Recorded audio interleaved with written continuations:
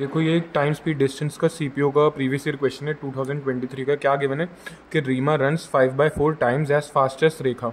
इस लाइन का पहले मतलब समझेंगे कि Reema runs 5/4 times as fast as Rekha, मतलब जितना भी रेखा भाग रही होगी उसका 5/4 टाइम्स रीमा भाग रही होगी। इसका मतलब ये हो जाता है कि अगर हम मान लें कि जो रेखा है, रेखा की स्पीड अगर समझ लो 4 मीटर पर सेकेंड रही होगी, तो रीमा की स्पीड कितनी रही होगी, रीमा की स्पीड कितनी होगी 5 मीटर पर सेकेंड। इस लाइन का ये मतलब हो जाता है, ठीक है। 5/4 टाइम्स भाग रही है, मतलब अगर रेखा की स्पीड 4 मीटर पर सेकेंड है तो रीमा की कितनी है 5 मीटर। तो अगर आप देखो यहाँ से तो रेखा और रीमा का स्पीड का जो रेशियो निकला वो कितना आ गया 4:5।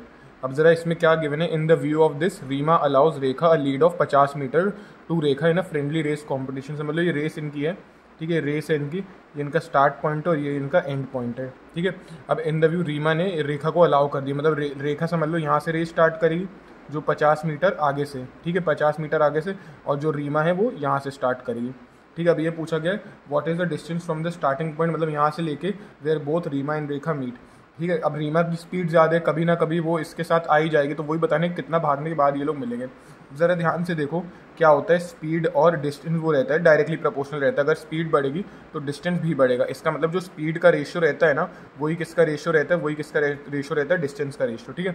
अब हमें पता है कि स्पीड का रेशियो कितना है, रेखा की 4 है और रीमा की कितनी है 5 है।